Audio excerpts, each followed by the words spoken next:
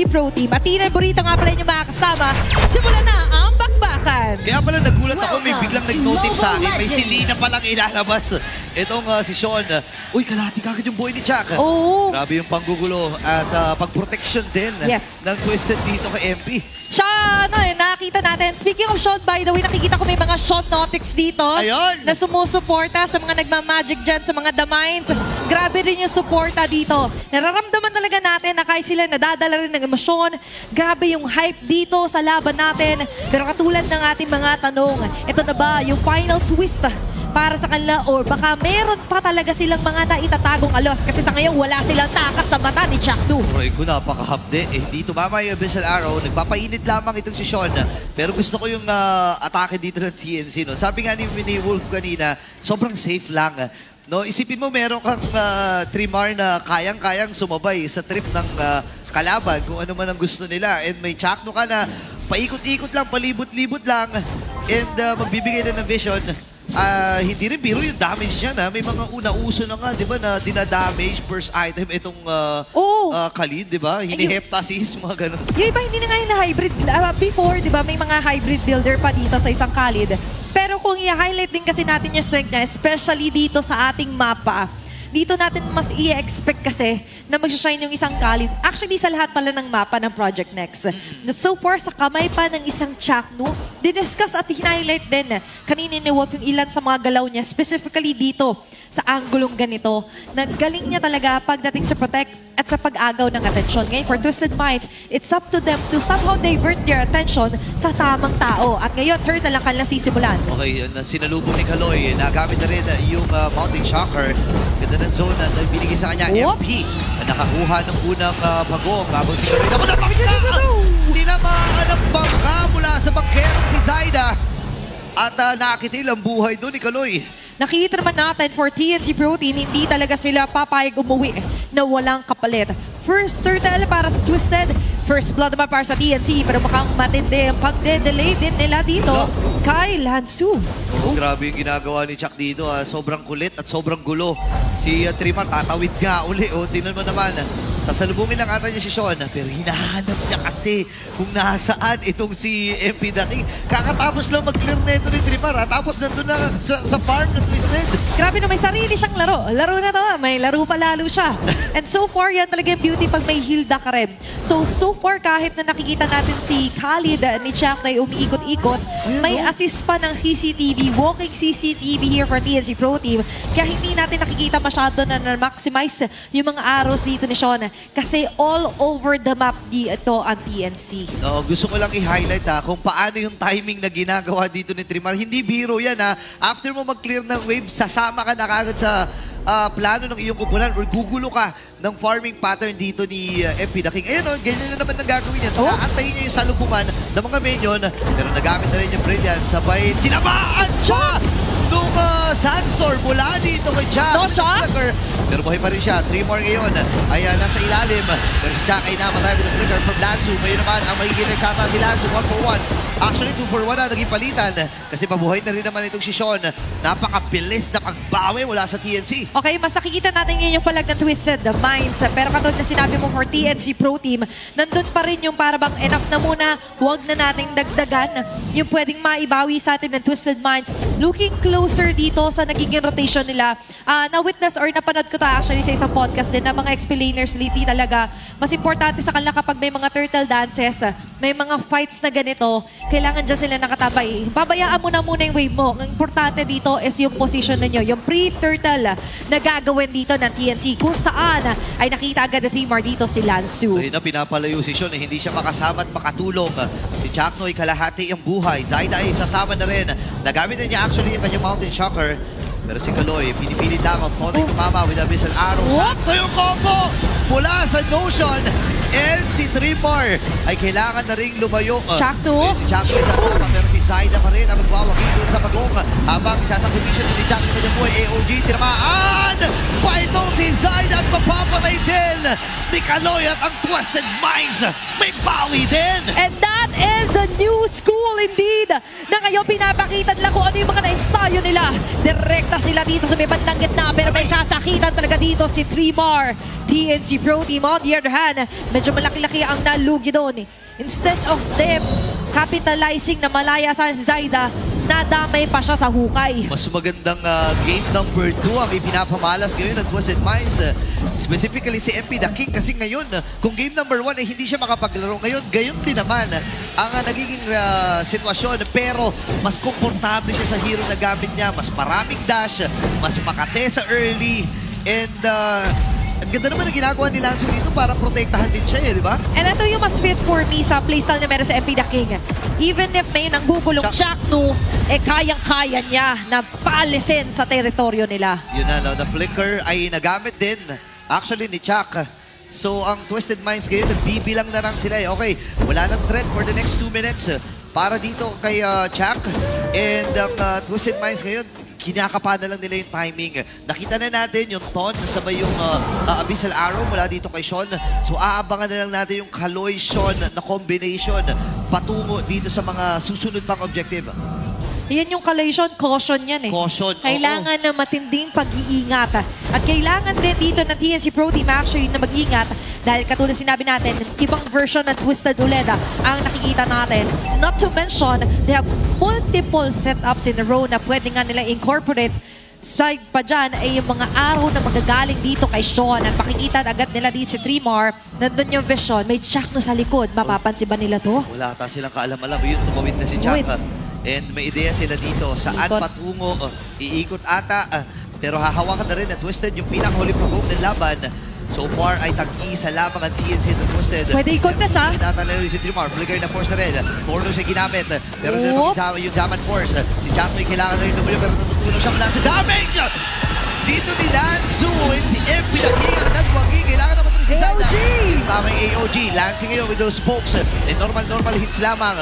At nagamit yung Traceless, pero napakalinis na third turtle ang ikinamit na dito Twisted. Mas maganda yung clean up dito and initiation or Twisted Minds versus yung game number 1 na kung saan ay tila ba nag-audition sila. Targeting as well ay nagkaroon ng magandang improvement. Malaking factor din dito consider is binigay din kasi yung comfort picks dito ng ilan sa mga miyembro. Actually, lahat ng ito ay na-comfort din nila. Even way back sa MTL days din dito nila Sean and even nila Kaloy. Pero for TNC Pro Team, isa sa kasi sa aspeto na hindi nila mapakinabangan, oo may vision kayo, oo may intel kayo, but what can you do with that information? Kasi sa ngayon, hindi nila mapakinabangan yung informasyon na yun. Yun nga eh. Alam mo, ang tapak din talaga ng Twisted Minds dito na kukuha ng Selena. No? I think kailangan lang talaga nila humanap ng pangtuloy doon sa AOG, minsan yung Taunt and yung Abyssal Arrow, or vice versa. Pag tumama yung Abyssal Arrow, pwede mag-AOG patungo doon. Yun na lang siguro yung combo na kanilang naisip. Pero may conceal na gagamitin si Chakno dito. Walang nakita. Walang nakita. Okay, ito yung sinasabi nga natin, vision, but what can you do with that? Pero for Twisted Minds, binanggit mo nga, that whichever comes first, yung AOG man, yung taunt man na meron dito si Kaloy, or even yung traps at yung arrows ni Sean, ay okay lang. Parang reversible jacket lang yan. Ay, oo. May side A, may side B, pero isa lang ang side na gusto nila, ang side na manalo sila. Pero sa ngayon, TNC Pro Team, hindi nila ibibigay ng ganun kadali ito sa Twisted Minds. Okay, MP The King ay nagpapakita din. Sobrang tapang dito ng MP. Alam nila na si Zaida ay nasa may bandang ibaba, pero wala pa naman din objective na paparating. Wala pang objective pala na nandoon kasi 10 seconds pa lang. Patungo na rin doon sa unang Lord na laban. Wave na lang at yung flow ang kanilang kinukonsidera. At si Chak ay paikot-ikot din. Gmar, sinasalo lang yung damage from Twisted. Pero hindi pa rin ganun kasapat actually yung damage nila para patayin at i-burst down ito si Trimar. Which is why for Twisted Minds, kahit sila, continuously farming pa rin sila. They're not giving anything away pagdating sa position ng nila Sean and Nosha. For TNC Pro Team, nare-realize sila, oo, hindi sapat. Pero time can tell kapag lalo nakuha nila yung big objective na gito, dadagdag ang mga iteman, ang mga item, at pati ang mga numbers! Si Zaida, nakuha ng Twisted Minds yung Lord. Pero sabi ni MP, sige, kunin na natin si Chak. Si Nosha ay tumatras. Nagamit namin yung Brilliance. Ngayon si Lanzo ang buburuhan ng TNC. Nakatakas din si Lancy. Pero napatay na ito si Lanzo habang flicker yung nagamit. Zaida ngayon, patayin na rin si MP. Inabutan pa at naisama pa sa hukay si Lancy. MP The King with a double kill! Taking the member after member for dito ng TNC Pro Team. But it's too early to celebrate. Kasi sa ngayon, may palag pa rin naman ng TNC Pro Team. So far, nakakuha sila ng big objective compared to game number 1 na sobrang dominating ng TNC. Mas nararamdaman natin na may ngipin na kumakagat galing dito sa Twisted Minds. Nakakagigil yung pangbawi dito ni Lanzo. No? Sobrang sakto din yung timing ng kanyang mga flicker dark wave. Dumating sa punto na akala ko nga atras na si Lanzo doon. Pero sabi siguro na Twisted, di pre, laban mo, papunta kami dyan. Uy, look at that. Tino mo naman yung stats natin. No? So far, yung Abyssal Arrow count dito, Mission alone ay 40, hit count at 14. And yung hit rate niya ay tumataas na rin as time goes by. For me, mataas na yan. Pasok na yata talaga sa GC mo to, burrito eh. Oh, actually, nakita ko nga naka-message request eh. Pagtingin ko, okay, si Sean pala. Okay, in-accept ko agad. At ang maganda dito, kasi para dito sa Twisted Minds, feeling ko, yung mga Abyssal Arrow na yan, na-count na yan. Yung iba dyan, pang boost check eh. Yep. Diba? So, hindi talaga natin na makikita dito. I mean, yung epekto talaga ng Abyssal Arrow na yun ay sobrang laking tulong. Kasi kapag walang tinamaan, okay lang. At least, alam mo na may vision kayo doon sa certain bush na pinatamaan. And ngayon, sa may bandang itaas ata, nagpupulan na magkabilang kumunan. Diba? Kahit si Trimar pa yan, they're willing to exhaust some of their skills just so pag nangalahati, babak naman eh. Ang importante sa kanila, hindi man nila mapatay, pero mapaatras sila ay malaking bagay na. Diba? Hindi man nila napatay si Trimar, but to displace him of his position ay sobrang laking factor na para sa Twisted Minds. Kasi mamaya, gradually naman lahat sila dito magkaka-item na. Kung item lang ang pag-uusapan for TNC Pro Team, hindi naman sila super na nade-delay. And right on cue, Alter Infinix in-game equipment. Kung jungle to jungle na pag-uusapan, hindi naglalag behind dito si Zyda. Oo, hindi talaga siya nagpapahuli dito. Even though na pag tinignan natin sa statistics, mataas ang kill score ni MP The King as compared to Zyda. Pero yun naman talaga yun eh. Si Zyda naman talaga ang, marami nagsasabi dito na sobrang lupit ni Zyda maglaro, no? And to the point na kahit lugi yung kanilang team, hindi siya nalulugi pagdating sa gold eh, no? Parte man ng old school si Zyda, for me, there are certain mechanics and aspects na mala-new school din ang galawan niya. Yun yung gusto ko. It's the best of both worlds para kay Zyda. Mapa-assassin man yan, mapa-marksman jungle, even utility junglers ay sobrang efficient and proficient niya dan. Pero sa ngayon, may katapat siya. He's not only MP, but he's MP the King. At ngayon, gusto nila maghari sa pagbantay dito sa pangalawang lord ng laban na ito. Cover dito yung left mid push hindi ata makakatawid ng malaya. Ito si Trimar at si Zyda at si Chakno. Pero hinahawakan pa rin naman yung Lord. May ideya naman sila kasi naka-vision si Trimar kung gaano kalaki ang buhay. Itong Lord na ito, 30k. Yan si Lance, pwesto na rin. Ngayon din naman itong si Zyda. Si Chak ay nahihirapan tumawid kasi alam niya na any moment ay pwedeng may sumakmal sa kanya dyan. Ito yung nakakatakot if you're TNC Pro Team dahil maraming mga ligaw na pana din. Nakatulad na sinabi natin, hindi man tumama pero it's enough to give them an idea kung may nagtatago dyan. Kung may nag-a-attempt ba na sunet up ng play sa kanila. And even for TNC Pro Team, they're not really that sure kung papaba nila si Chakno kasi they could also not afford na mawala sa setup si Chakno. Hindi pwede yung tapon katawan siya agad dito. Kailangan nila yung beautiful na Raging Sandstorm play, but for Twisted Minds, ang ganda ng paglalaro at pagsasayaw nila dito sa Lord na to. Hindi lang yun pati yung control din nila sa wave yung gitna ay maaga nilang na-clear. I think lamang pa rin sila dun sa mga wave dun sa may bandang baba. For TNC, kailangan nilang mag-react, no? So, ganun na lang yung nangyayari. Nagpapakita sa gitna itong si Benny. And speaking of Benny, pabuo na rin actually siya ng Rose Gold feature dito. So, pakompleto na rin, no? Pwede na atang sumama ito si Benny. Pwede na. Actually, kaya ang iniisip talaga dito ni Benny QT is makasama ng medyo ligtas din ng positioning.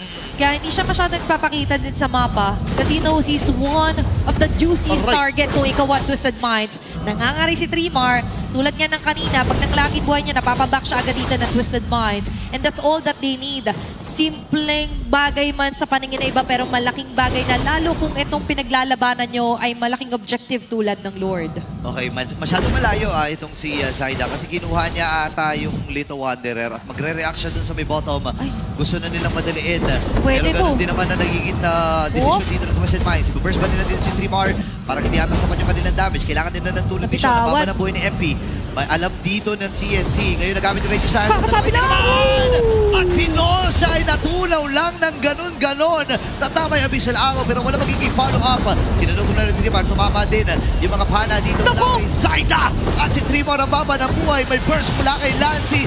Iniisa-isa na ata dito at Twisted Minds na tulakagad na bumagsak. Tatama yung Abyssal Arrow pero si Sean wala siyang lakas ng loob para sumama at pumasok doon sa apat na miyembro ng TNC.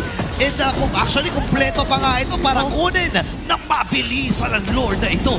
Buong-buo nila makukuha ang Lord. Kasabay na dyan ay yung mga buhay ng mga membro ng Twisted Minds. Pero ulitin lang natin, balikan natin yung mga pangyayari doon na kung saan nabitawan din kasi nila yung left bush mid, which is a very important factor lalo kung gusto nyo sanang i-rush yung Lord as what they were doing earlier. At malaki din bagay doon yung pag-jump in pa ni Jackno of all people kay Nosha. Si Nosha pa yung napagdiskitahan niya. And so far, yung sinasabi ko nga, na sobrang laking bagay sa TNC yung jump na meron si Jackno. Kaya ni-reserve nila hanggang sa kahuli-hulihan na makita niya doon si Nosha. Oo, tsaka nakakonsin din kasi si Jackno doon eh. Feeling ko hindi rin napansin ni Nosha. Eh, ang mahirap, flaker kasi yung hawak niya. So, pag tama nung Raging Sandstorm, may kasunod na bangka. Abot pa eh. Naabot pa nung bangka. And hindi na siya nakapindot doon. Pero nararamdaman na rin po yung damage dito ni MP The King. Nakita ni Benny, tinamaan siya ng saglit nung Torlos. Kalahati kagad yung buhay niya. So, kailangan din pag-ingatan dito ng TNC. Ang hirap sa Sandstorm, may kasamang puwing yan eh. Ayaw nga. Diba? Siyempre, nakikita natin for TNC Pro Team, yun yung kailangan nila. Mapuwing yung mga members ng Twisted Minds. Ma-overlook yung ilan sa mga positioning na meron sila. And now, hindi na sapat yung ganong klaseng positioning for Twisted Minds. They need a total outplay dito sa TNC Pro Team as they march towards the mid lane ng Twisted Minds. Mamaintot kasabay pa ng Dark Wave. Si Kaluya, baba ng buhay. Lanzo ay poprotekta na rin. At tagumpay naman ang kanilang depensa pero hindi pa pala tatlo yan! Si MP The King! Si Lancy ang kanyang nakit din. Tono siya nagamit din. Naiwasan pa yung threat mula sa TNC Pro Team. Pinapakitaan pa yung mechanics ni MP. Grabe naman yun! Sinasabi ko nga sa'yo, grabe, on par sila. Sa Lancelot Mechanics si Zaide, pinakita. Tatlo kaya dyan? Sige, okay lang. Diba? Papalagan. Walang kakaba-kaba eh. Pinasok lang talagang ganun ang tatlong miyembro ng CNC. And kung titignan natin dito sa Infinix in-game equipment nito, naglagay na ng damage item si Jackno. Naglagay na ng Heptasis. Kailangan niya na. Kasi kailangan niya ng total na pangbawas, hindi nila pang jump in, hindi nila pang catch. And it's up to Lancy and even Zaida to finish off kung ano sinisimulan dito ni Jackno. Siyang starter, yung iba ang finisher. At ngayon, for Twisted Minds naman, balikan natin. Kasi maganda yung mga gano'n na risky play si MP The King. But remember, hindi lang siya lumalaro. Kailangan din na mas magandang assist here for Lansu na kanina nakikita naman natin. Mga Flicker Dark Wave, yung Infernal Pursuit niya ay continuously nakakahanap na magagandang target. Pero sa ngayon, makaka-regain naman sila ng composure burrito dahil sa ilang segundo lamang magre-respawn ang pangatlong Rather Lord sa laban na ito. Pero pag-usapan din natin, halos magla-lock item. Lock item na actually. Last build of BOD para dito kay Zaida. Kompleto na. Ganun din naman si MP The King eh. Pero habang hanggat nang gugulo si Trimar, hindi magiging mapayapa yung kanyang mundo dito. Hindi rin biro yung damage actually ni Trimar. Nararamdaman din dito ni MP. Pero nakahawak na sila sa left. Natuto na sila sa mga naganap kanina. Hinahawakan na nila yung left bush. Ayaw nila na may tumawid pa. Oo, sabi ng mga bandang 8:30, dito dumaan tong si Jackno eh. Naalala mo yun, no? Siya, dyan ka mismo, natalunan. Kung kaya naman for Twisted Minds, ito yung maganda sa new school tactic. Natututo and adapt on the fly agad. Pag may nakita sila na naging konting error, kailangan nilang ma-correct agad. Oo, yun naman talaga yung importante dito. No? And alam naman natin ang Twisted Minds. May, yung apat sa miyembro, may mga championship mindset din yung mga yan. MP The King actually may championship mindset din. Meron din. From Seoul, no, sa Cambodia, talagang pinatunayan niya kung gaano kalupit itong si MP. Ngayon, binaburst na nila yung Lord. May ideya dito ang buong kubunan ng CNC. Turn ata sila. Ayan, si Jackno na naman. With the Dark Wave. Etong si Lance, yung flicker from Lancy. Bibitawan nata nila yung Lord, pero si Jack sa mga likod ay pinagtutulog-tulungan dito na Twisted. Retribution ay ginamit. MP nakupo, wala ata siyang pantakas. Pwede siyang habulin. Trimar, nagmamadali din. Si Kalina lang magiging target nila. Ganda rin ang mga normal hits mula yung isa. Hindi tumama, ibig arrow. Phantom Execution from MP the King again. Pero matapang talaga. AOG mo lang tinamaan. Ay, siya naku. pa tatamaan. Mapili medalya. Tinamaan din ang ibig arrow. Nakalaban! Hindi ang immortality dito si Benny. Pero mapamatay si Zaida. Si Benny ay boy pa rin. Pero sasabog siya sa kamay ni MP. Apat ang matatanggal doon ng Twisted Minds. The Battle of the Mind Games. At ngayon, ramdam din natin ang pag-iingay, ang mga pana ng mga minds. Ngayon, ang pagmarcha nila. Gusto nang tapusin. May Jackdo para dumepensa. Bukang pigilan ni Jackdo pero hindi magpapamigil ang New School. Tunaw si Jack, mga kaibigan. May catapult pa na kasama dito ang Twisted Minds. Sinapunan nila yung damage ng Torre. At ang game